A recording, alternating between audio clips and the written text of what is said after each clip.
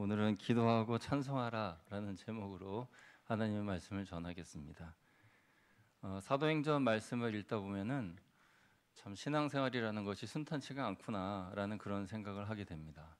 특히 바울의 1차, 2차, 3차 선교 여행에 대한 기록이 사도행전에 기록되어 있는데 그 내용들을 읽어보면 믿음의 길을 걷는다는 것이 선교의 길을 걷는다는 것이 이렇게 어려운 길인가 하는 그런 생각을 하게 됩니다. 예고된 고난이면 감당하겠지만 예고되지 않은 고난, 또 애매한 고난, 또 억울한 고난, 그런 일들을 당하게 되면 많이 힘이 들죠. 오늘 본문의 내용도 사실 그런 내용입니다.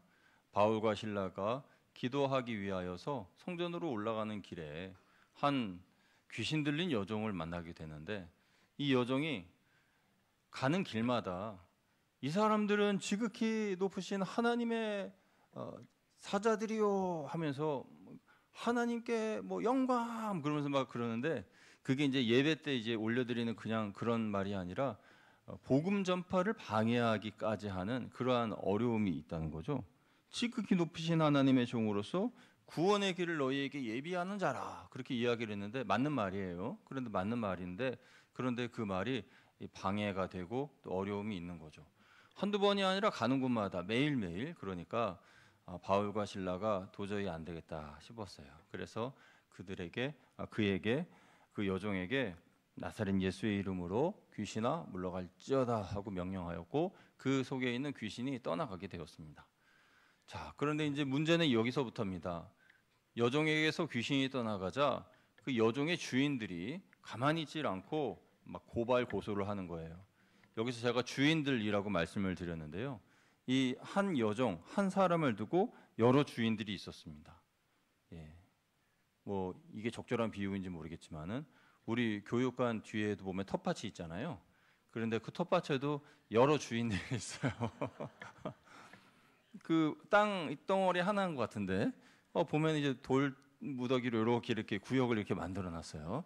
여기는 A 권사님, 여기는 B 안수집사님, 여기는 C. 그래서 이쪽에는 상추도 심고 파도 심고 알로에 같은 것도 심고, 이제 따뜻한 봄이 되면 또 다시 이제 열심히 일하시겠네요.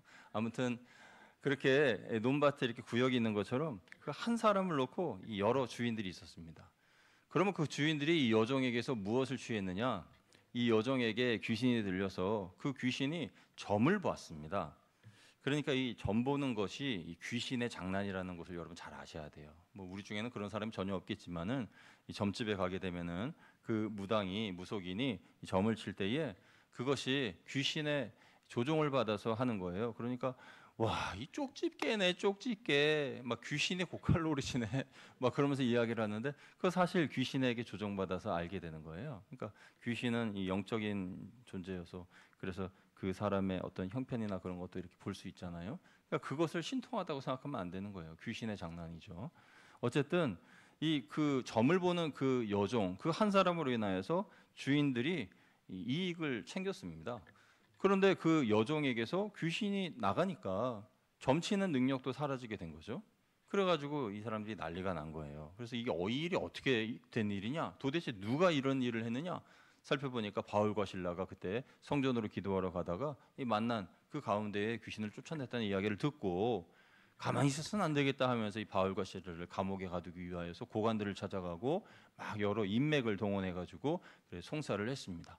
결국은 바울과 실라가 감옥에 갇혔어요. 그런데 감옥에 갇힐 때에 그냥 갇힌 게 아니라 심하게 매를 맞았습니다. 그런데 여러분 성경 읽으시다가 궁금증이 드실 거예요. 바울 같은 경우에는 로마 시민권자여서 함부로 매를 맞거나 그러지 않을 텐데, 감옥에 들어가지 않아도 될 텐데, 이런 생각을 하시는 분이 계실 거예요. 그런 분들은 높은 수준의 그런 성경적 지식을 가지고 계신 분이죠. 그래서 바울은 로마 시민권자였어요. 태어나면서부터. 그래서 돈을 주고 사는 그 로마 시민권자하고 태어나면서부터 로마 시민권자하고는 이 같은 시민권자라 그래도 이 레벨이 다릅니다. 그래서 굉장히 하이 클래스의 그러한 지위를 가지고 있는 바울이었는데, 그런데 그냥 매를 맞는 거예요. 막 때리는 대로 그냥 매를 맞고, 그리고 온몸이 상한 상태로 감옥에 가는 거예요. 감옥에 들어가는 것도, 로마 시민 같은 경우에는 감옥에 들어가려고 하면은 몇 번의 검증을 거치고 재판을 거치고 그래서 이 사람이 정말 죄인이냐 아니냐를 판단한 후에 그 다음에 감옥에 가는 것이지 그렇게 함부로 감옥에 가둘 수가 없어요. 그런데 그렇게 감옥에 갇혔습니다. 그 상황을 오늘 본문의 21절, 22절이 이렇게 말씀하고 있는 거예요. 우리 21절과 22절 말씀 같이 읽어볼게요. 시작. 로마 사람인 우리가 받지도 못하고 행하지도 못할 풍속을 전한다 하거늘 무리가 일제히 일어나 고발하니 상관들이 옷을 찢어 벗기고 매로 치라 하며. 그러니까 뭐 이상한 풍속을 전한다 그런 거죠. 복음을 전하는 것인데 그 복음이 이상한 풍속이라 하는 그런 억울한 누명을 씌워서 가두는 겁니다. 그래서 결국은 감옥에 갇히게 되었습니다. 그런데 감옥에 갇힌 이 바울과 실라의 입에서 나오는 것이 불평과 원망이 아니라 하나님을 찬양하는 찬양의 소리가 흘러나왔다는 거예요. 우리 25절도 같이 읽어보겠습니다. 25절 시작. 한밤중에 바울과 실라가 기도하고 하나님을 찬송하며 죄수들이 듣더라. 아멘. 한밤중에, 성경에서 밤이라고 하는 것은 깊은 어두움 또 그 마음의 상태를 또 표현하기도 하는 것인데 한밤중에 바울과 실라가 기도하였다. 그리고 하나님을 찬송하였다라는 것입니다. 여러분, 기도와 찬송의 능력은요, 세 가지 방향으로 흘러갑니다. 그러니까 이 기도와 찬송은 첫 번째는 위를 향하는 능력이 있어요. 그래서 기도하고 찬송하면 하나님께서 들으십니다. 그래서 하나님께 올리는 기도, 하나님께 올리는 찬송으로서 하나님께 드리는 방향이 위를 향하는 그런 기도와 찬송이 있고, 또 두 번째 방향은 자기 자신, 내면을 향하는 방향이 있어요. 그래서 기도하고 찬송을 하면 내 내면으로 그 찬송과 그 기도가 향합니다. 그래서 이 내적인 치유가 기도 중에 찬송 중에 일어나는 이유가 그런 이유예요. 그래서 기도의 능력이고, 또 기도와 찬송은 세 번째로는 이 바깥으로, 외부적으로 이 방향으로 나아가요. 그래서 오늘 말씀을 보면은 그 감옥 안에 갇힌 죄수들도 들었다라고 말씀하고 있지 않습니까? 그러니까 위로는 하나님께, 또 내면으로는 나에게, 또 밖으로는 그 주위에 있는 사람들에게 그 찬송과 기도의 능력이 전파가 되는 거죠. 그렇게 찬양하고 기도할 때에 갑자기 그곳에 어떤 사건이 일어나는데요. 26절 말씀 우리 같이 읽어보겠습니다. 시작. 이에 갑자기 큰 지진이 나서 옥토가 움직이고 문이 다 열리며. 아멘. 옥토가 움직이니까 문이 자연스럽게 철커덕하고 열리고요. 그리고 메인 창고도 다 열렸다라는 것이에요. 좀 신기하죠? 지진이 나가지고 그 문틀이 이렇게 어그러지고 해가지고 문이 열린 거는 이해가 되는데, 그 사람들이 다 이렇게 뭐 수갑같이 생긴 그런 창고 이렇게 묶여 있는 것도 풀렸다는 거예요. 그 지진과 상관이 없을 텐데 아무튼 풀렸어요. 그래서 놀랍게도 사람들이 그 상황 가운데에 도망가지 않고 그냥 그 자리에 그렇게 있었어요. 그러니까 아마도 죄수들은 이게 도대체 무슨 상황이냐 하고 멍하게 있었던 것 같고, 그 상황 가운데 바울과 실라는 여전히 하나님을 경배하고 있었죠. 그렇게 힘없게 견고한 쇠사슬도 풀리고 옥문도 열리고 그러자 그곳에 지키고 있던 간수들이 깜짝 놀랍니다. 로마 법에 의하면 죄수들이 탈옥하게 되면 그 지키던 사람도 사형이 집행되기 때문에 나는 이제 죽은 목숨이구나 생각해서 자결하려고 그랬어요. 극단적인 선택을 하려고 그랬죠. 그때에 바울과 실라가 외칩니다. 여보시오, 우리 여기 있어. 우리 도망가지 않았어. 라고 이야기하는 거예요. 그러니까 그 소리를 듣고, 아니 도망갈 수 있는데 도망도 안 가고, 저 사람들이 도대체 어떤 사람들이기 때문에 찬양하고 기도하니까 옥문이 흔들리고 이 창고가 풀리고 이런 일들이 일어나나. 그러면서 이 간수가 말하기를, 선생들이여 어떻게 해야지 구원을 얻을 수 있겠습니까? 하고 질문을 합니다. 여기에 대하여 바울이 대답하기를, 유명한 하나님 말씀이죠. 유명한 말씀이에요. 31절 우리 같이 읽겠습니다. 시작. 이르되 주 예수를 믿으라. 그리하면 너와 내 집이 구원을 받으리라 하고. 이 말씀은 참 좋은 말씀이니까 한번 우리 같이 외워볼게요. 한번 다시 한번 읽어보겠습니다. 시작. 이르되 주 예수를 믿으라. 그리하면 너와 내 집이 구원을 받으리라 하고. 한 번만 더 읽으면 다 외우실 것 같아요. 시작. 이르되 주 예수를 믿으라. 그리하면 너와 내 집이 구원을 받으리라 하고. 아멘. 이렇게 좋은 말씀은 마음속에 잘 새기셔야 됩니다. 그래서 예수 그리스도를 믿으면 내 집이 구원을 받는다라는 말씀을 듣고 뒤로 미루지 않고 바로 그날 밤에 이 간수가 세례를 받게 됩니다. 그런데 신기하게도 밤이라 그랬는데 그날 밤에 그 간수의 가족들이 그 감옥 근처에 있었어요. 말씀을 읽어보시면은 그렇게 나와 있어요. 그래서 그 시각에 간수와 그 집의 사람들이 그 감옥 근처에 있었어요. 감옥 안에 있었는지 밖에 있었는지는 모르겠지만은 아무튼 그 간수가 거하는 그 휴게실에 있었는지 모르겠지만은 아무튼 가족들도 같이 있었어요. 놀라운 일 아닙니까? 왜 하필 그 깊은 밤에 그 시간에 그 간수 그리고 간수의 가족들이 거기에 있을까요? 어쨌든 그 시간 간수와 그 집의 사람들은 바울에게 세례를 받습니다. 하나님의 은혜로 세례를 받고 그리고 하나님의 사람, 하나님의 자녀로 거듭나게 되는 놀라운 일들이 있는 거죠. 그러니까 이 모든 과정들을 살펴보면 겉으로 볼 때는 이 바울과 실라가 죄 있는 모습으로 감옥에 갇혔지만 그러나 영적인 눈으로 보면은 그게 다 하나님의 계획이었다는 거죠. 아마도 사도 바울은 그 계획을 알고 있었던 것 같아요. 그래서 매를 맞을 때에 나 로마 시민권자요 이렇게 이야기하면 매도 안 맞고 감옥에도 안 갇힐 텐데 그런데 가만히 있었어요. 그래서 하나님이 우리를 감옥에 보내셔서 복음을 전파하게 하시려나 보다 이런 뜻을 알고 있었던 것 같아요. 참 대단한 분이죠. 그래서 감옥에 들어가서 복음을 전하고 간수와 그 간수의 가족들에게 세례를 베풀고 구원을 베풀게 되는 베푸시는 하나님의 은총을 같이 경험하게 된 겁니다. 여러분 세상 일에는 우연이란 없습니다. 우리는 어떤 일이 일어나면 야참 뭐 우연도 그런 우연이 다 있냐 뭐 이렇게 이야기도 하고 참 그 사람 운이 참 좋네 뭐 이렇게 이야기도 하고 하잖아요. 그런데 우리는요 운 또는 우연 그런 말 쓰시면 안 돼요. 왜냐하면 우리에게 우연이란 없습니다.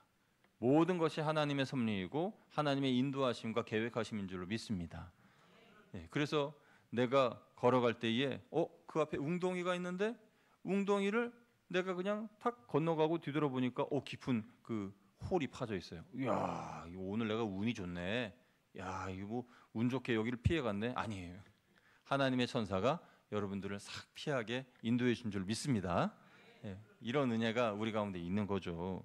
그래서 세상 일에는 우연은 없어요. 하나님의 계획대로 되는 거예요. 그래서 이 바울이 감옥에 갇힌 것도 하나님의 계획 가운데 갇히게 된 거죠. 그래서 그곳에서 복음을 증거하고 간수와 간수의 가족들에게 구원을 나누고 또 함께 예수님을 믿고 난 후에 그제서야 바울이 자기를 가둔 사람들에게 이야기합니다. 나 감옥에 억울하게 갇혔어. 나 로마 시민권자인데 가만히 안 있어. 막 이런 식으로 막 나가는 거예요. 성경 말씀 읽어보면 참 재밌죠. 그러니까 자신의 신분을 그때 밝히는 거예요. 자기를 가둔 사람들, 그 사람들에게 왜 나를 정당한 이유 없이 이 감옥에 가뒀느냐? 나는 로마 시민권자다. 이렇게 이야기한 거예요. 그러니까 사람들은 막 벌벌 떨죠. 아니 로마 시민권자가 어떻게 감옥에 갇힐 수가 있지? 아니 우리가 그것도 잘 파악하지 못하고 저 사람을 가뒀네? 하면서 벌벌벌 떨게 되는 거예요. 여러분 왜 바울은 그제서야 자신의 신분을 밝혔을까요? 이유는 간단합니다. 감옥 안에서의 자기의 역할, 자기의 목적을 다 달성했기 때문이에요. 감옥 안에서 복음을 증거하는 하나님의 사명을 감당했기 때문에 더 이상 감옥 안에 있을 이유가 없죠. 그래서 나를 꺼내달라고 얘기하는 거예요. 왜냐하면 바울은 또 다른 선교의 계획이 계속 있기 때문에 그런 것이죠. 여러분 복음의 사람 바울을 통해서 우리는 신앙인의 모습을 발견합니다. 끊임없이 다음 선교지를 향해서 나아가는 바울의 모습, 복음을 전파하기 위해서는 감옥이라도 아랑곳하지 않고 가는 이 바울의 모습, 감옥에 갇혔어도 하나님을 찬양하는 그러한 바울의 모습, 이러한 모습을 보면서 우리의 신앙인의 모습, 우리 신앙의 현주소가 어떻게 돼야 되는지 우리가 생각하게 됩니다. 여러분 요즘 현대인들은 스스로 감옥에 갇히면서 살아가는 사람들이 많습니다. 우리도 그럴 수 있어요. 의심의 감옥에 갇힌 사람들이 있습니다. 분노의 감옥에 갇힌 사람들이 있습니다. 슬픔의 감옥, 염려의 감옥에 갇힌 사람들이 있어요. 왜 감옥이라고 말씀드리냐면 일단 그 감정, 그런 분노의 감정, 슬픔의 감정, 질투의 감정, 미움의 감정, 그런 감정에 한번 휩싸이게 되면 빠져나오지를 못하는 거죠. 누가 너무 미워가지고 막 화를 내고 막 싸웠어요. 뭐 예를 들어서 지난주가 설 명절이었는데 저는 뭐 그런 얘기 들은 적은 없습니다. 그냥 혼자 제 생각이에요. 가족끼리 만났는데 형제들끼리 어떤 뭐 재산 문제나 어떤 무슨 어떤 일 때문에 서로 다퉜어요. 이게 내 책임이야? 네 책임이지? 왜 내 책임이에요? 형님 책임이지. 막 이런 식으로 막 다투고 싸웠어요. 그러면 그 분노의 그 감정 때문에 이 스스로 감옥에 갇히는 거예요. 그래가지고 그 전에는 막 서로 섬기고 사랑하고 좋아했던 그런 형제지간의 그 관계가 그걸로 이제 끊어지는 거죠.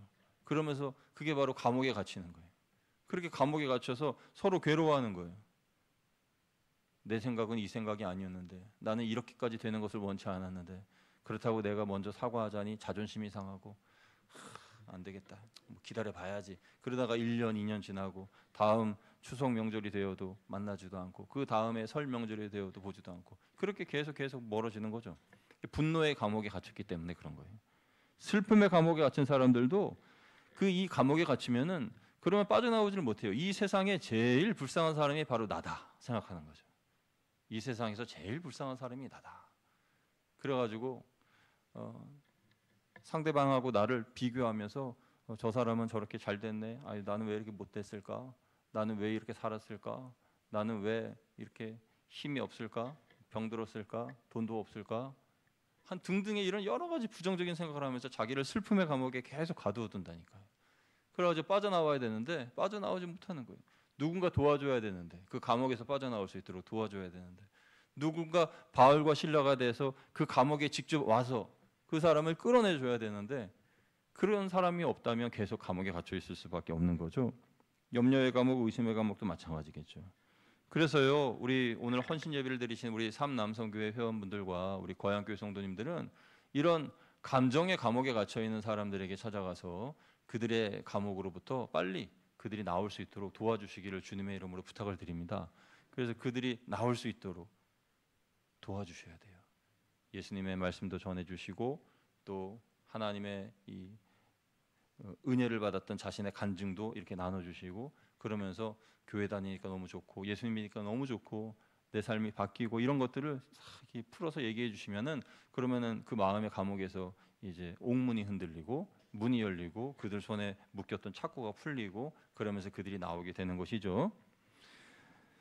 그리고 우리는 기도와 찬송을 항상 매일매일 해야 됩니다.